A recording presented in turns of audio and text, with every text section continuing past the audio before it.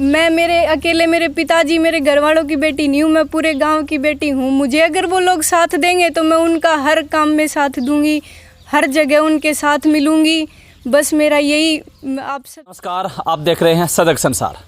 जिस प्रकार से आप सबको पता है कि काफ़ी समय से, ज़्यादा ना कहूँ तो 1.5 साल से हरियाणा सरकार जो है वो पंचायत चुनाव को, जिला परिषद चुनाव को काफ़ी लंबे समय से अटकलें लगी हुई थी कि आखिरकार कब चुनाव होंगे। लेकिन 7 अक्टूबर को जैसे ही बिगुल बजा, काफ़ी लोग जो है वो मैदान में आए और जिला परिषद के चुनाव जो है वो आने वाले आगामी 30 अक्टूबर को होने वाले हैं।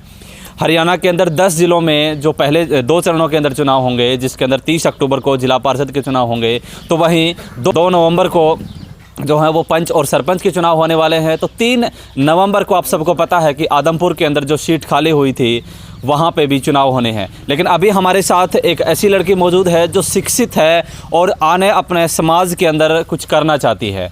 जिला परिषद के वार्ड नंबर 19 से पूनम जो है वो मैदान में उतरी है और उनसे बातचीत करेंगे। और वार्ड नंबर 19 से गांव सोहासड़ा से मास्टर राजेश डांगे का नाम आप सबने सुना होगा, जो एक बहुत बड़े समाज सेवी रहे हैं, जिन्होंने अपने समाज के अंदर ऐसे ऐसे कार्य किए हैं जो अपने गांव को ही नहीं बल्कि पूरे समाज को एक साथ लेकर के चले हैं। तो सबसे पहले गुड़िया नमस्कार। नमस्कार। पूनम नाम है और वार्ड नंबर 19 से आपने जिला परिषद का चुनाव लड़ने की ठानी है। क्या सोच करके आपने जिला परिषद का चुनाव लड़ने की ठानी है? मेरा सबसे मेन मोटिव ये है कि मैं सभी लोगों को ये बताना चाहती हूँ कि लड़की जो मतलब हम एक नारा देते हैं बेटी बचाओ बेटी पढ़ाओ, तो उसमें हमें कुछ आगे आके काम करना चाहिए। मेरे घर परिवार के लोग हैं, मेरे पिताजी हैं, वो हमेशा यही प्रेरणा देते हैं कि हमें आगे बढ़ के हर चीज़ में काम करना चाहिए, समाज का काम करना चाहिए। और मैं बस यही चाहती हूँ कि आप भारी बहुमत से अगर विजयी बनाएंगे तो मैं मेरे पूरे समाज को एक साथ लेके चलूँगी। और मैं पूछना आपसे ये चाहता हूँ कि जैसे आप पढ़ रहे हैं, क्या कर रखी है आपने? BSc medical side. BSc medical side से करके पढ़ते पढ़ते आपके मन में ऐसा क्या ख्याल आया है कि आपको राजनीति में, आपने सोचा कि मैं राजनीति में जाना चाहती हूँ? ये मतलब मेरे जो पिताजी हैं उन्हीं से मुझे प्रेरणा मिली है। मेरे पिछली बार जो चुनाव हुए थे उनमें मेरी मम्मी तो उन्होंने मतलब चुनाव लड़ा था, लेकिन फिर कुछ मतदानों की वजह से उन्हें रहना पड़ गया।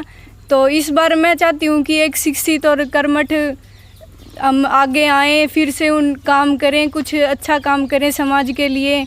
मुझे ये प्रेरणा मेरे घर वालों से, मेरे पिताजी से ही मिली है कि हमें हमेशा समाज के लिए काम करना चाहिए, अच्छा काम करना चाहिए। बिल्कुल, सभी आप लोग सभी जानते हैं कि अगर हम कुछ बदलाव लाना चाहते हैं तो राजनीति का सहारा तो हमें लेना पड़ेगा, क्योंकि राजनीति के बिना तो समाज में कुछ बदलाव नहीं ला सकते हैं। अगर हमारे पास कुछ पावर नहीं होगी, कुछ पद नहीं होगा तो शायद हैं। ये बात भी बिल्कुल सही है। हाँ, ये बात बिल्कुल सही है। इसीलिए मैं इस राजनीति में आना चाहती हूँ कि आप मुझे मेरी कलम में ताकत दें तो मैं आपको आगे चलकर बहुत काम करूँगी, आपके सभी तरीके से आपके साथ रहूँगी। आप मुझे ताकत दें और एक नया चेहरा बनाएं ताकि गांव का विकास हो, सभी क्षेत्रवासियों का विकास हो। आपकी मम्मी ने चुनाव लड़ रहा था पीछे, क्या नाम है अपनी मम्मी का? सरोज सोहासड़ा। सरोज सोहासड़ा। पिछले जो जिला परिषद के चुनाव हुए थे, इनकी मम्मी ने जो सरोज सोहासड़ा है उन्होंने चुनाव लड़ा था और काफ़ी करीबी रहा था। लगातार मैं बताना चाहूँगा कि 3रे नंबर पर रही थी, लेकिन उनकी सोच थी वो आगे तक बढ़ती गई और दोबारा से अपनी बेटी को जो है वो मैदान में लेके आए हैं और बेटी के जो हौसले हैं वो बहुत आगे तक लेके जाना चाहते हैं। मैं आपसे पूछना चाहता हूँ कि आपके गाँव के लोग जो हैं वो आपके पिताश्री से जुड़े हुए हैं, आपके पिताजी ने भी आसपास के क्षेत्र के अंदर ऐसे बहुत से काम किए हैं, तो आपको क्या लगता है कि आप अपने गांव से किस प्रकार का सहयोग चाहते हैं? मैं गांव की बेटी बन लूं। मैं मेरे पिताजी मेरे घर वालों की बेटी नहीं हूँ, मैं पूरे गांव की बेटी हूँ। मुझे अगर वो लोग साथ देंगे तो मैं उनका हर काम में साथ दूंगी, हर जगह उनके साथ मिलूंगी। बस मेरा यही आप सबसे निवेदन है कि मुझे भारी बहुमत से विजयी बनाएं।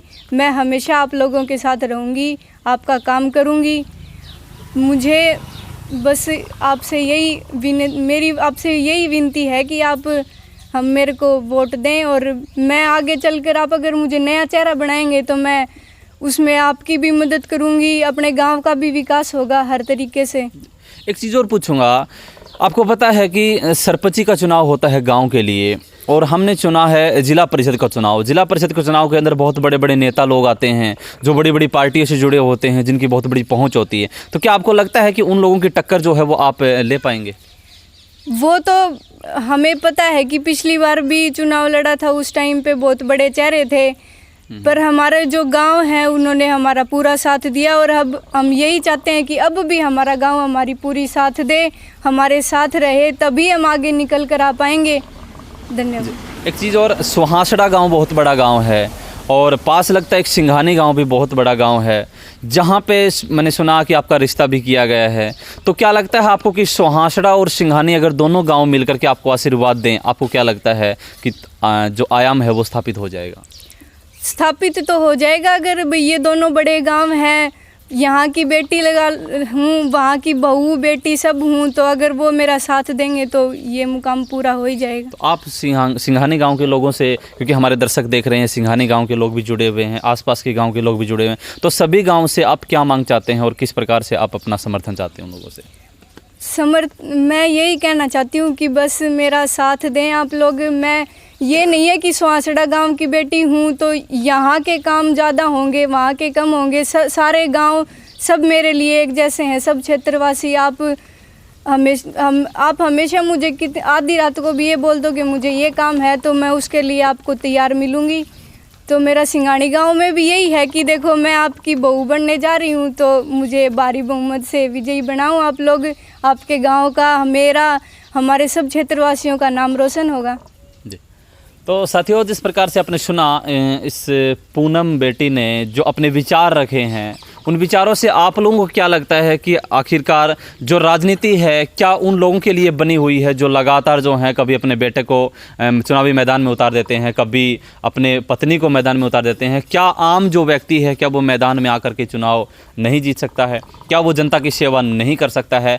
मैं तो यही कहूँगा कि ऐसी बेटियों को आगे आना चाहिए जो अपने समाज के अंदर, अपने समाज के हित के अंदर उन लड़कियों की आवाज़ बन सकें, उनसे सर्व समाज की आवाज़ बन सकें। क्योंकि आज उस देश के अंदर ऐसी ऐसी लड़कियां हैं, अगर मैं कल्पना चावला की बात करूं या सुनीता विलियम्स की बात करूं या अनीता कुंडू की बात करूं, तो बहुत सारी ऐसी लड़कियां हैं जिन्होंने फतेह किया है, जो बिल्कुल जीरो लेवल से उठी हैं और चोटी तक जो है वो तिरंगा लहराया है उन्होंने। तो आपको भी मतलब लास्ट में मैं यही कहना चाहूँगा कि आशीर्वाद दें सभी लोग, और आप जो गांव की जो समस्याएं हैं उनको अपने हित के अंदर उठाएं। लास्ट के अंदर आपकी जो कमेंट बॉक्स में ज़रूर बताएं आपकी राय। धन्यवाद। जय हिंद, जय भारत।